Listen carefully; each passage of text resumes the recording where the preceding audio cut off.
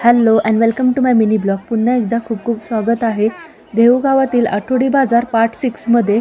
आता आपण आलो आहोत फळभाज्यांच्या सेक्शनमध्ये। बाजारामध्ये मोठ्या प्रमाणात फळभाज्या आल्या आहेत।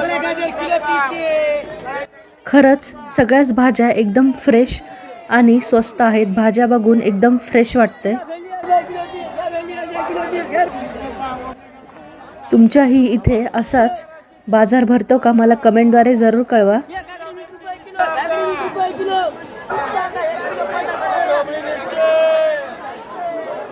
हा देऊळगावचा बाजार मंगळवारी आणि शुक्रवारी संध्याकाळी 5 वाजल्यापासून चालू होतो।